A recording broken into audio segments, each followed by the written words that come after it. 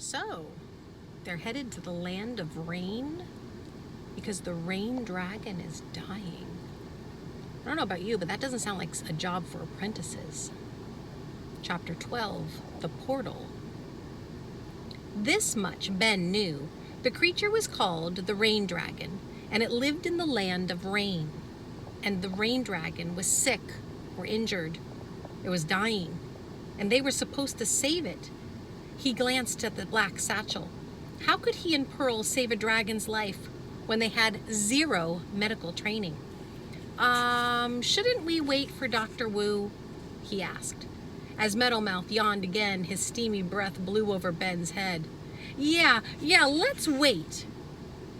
You can't wait, you guys. The Rain Dragon needs you now.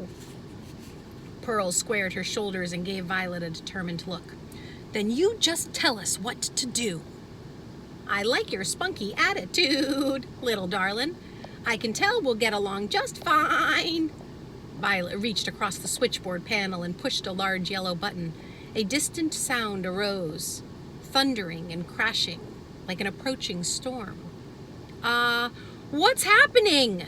Ben hollered as the howling grew louder. Wind began to gather in the center of the room, whipping around and around, forming a mini tornado. That's the portal, Meadowmouth said. He scratched behind one of his horns. I hate going in there. Wait, what? Ben furrowed his brow. We're supposed to go inside the tornado? Are you kidding? You're kidding, right, Meadowmouth? Meadowmouth just shook his head. Cool, Pearl said. The swirling wind had kicked up the glitter, turning the tornado yellow.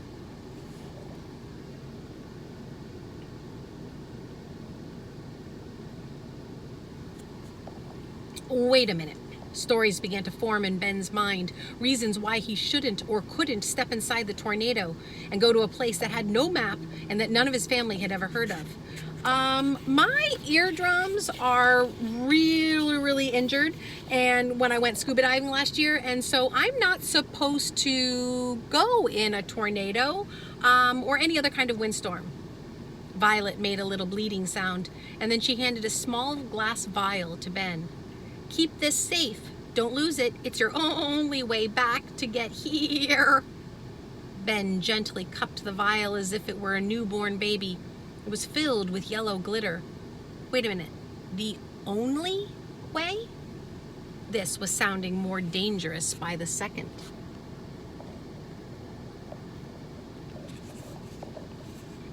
A huge smile spread across Pearl's face, as if she were about to go on a trip to like Hawaii. But this wasn't a vacation. This was a trip to a different dimension. Her lab coat flapped against her basketball shorts. Let's go! She hurried to the center of the room, slipped into the tornado, and disappeared from sight. Probably don't want me to continue reading, do you? Oh, wait, you do? Oh, okay. Aw, gee, do I have to go? Meadowmouth complained, his ears drooping.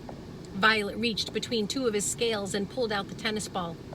Fetch, she called as she tossed the ball into the tornado. Meadowmouth's tongue hung from his mouth. The room shook as he bounded into the portal. Shouldn't we take umbrellas if we're going to the land of rain? Ben asked. He was stalling, of course. We're supposed to be back by 3 o'clock. We can't... Lightning zapped and the portal turned bright white. What you waiting for? Violet asked Ben. It's gonna leave without you. Without him. And against every ounce of his better judgment, Ben ran straight into the light.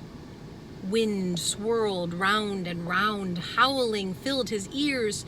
Pearl's hair whipped and stung Ben's face. Meadowmouth's scales prickled through Ben's lab coat. The storm sounded intensified. Thunder bellowed. Pearl grabbed Ben's hand, both of their palms equally sweaty. She smiled at him, but he couldn't smile. His face was frozen in an expression of utter terror.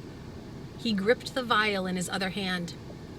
The only way back, he kept repeating to himself. There was a steadfast rule in Benjamin Silverstein's house. You must always tell someone where you are going. Even if you were walking down the street to visit a friend, his parents had no idea he was going to a strange land. If he didn't return, they wouldn't even know where to look for him. And suddenly, everything went black.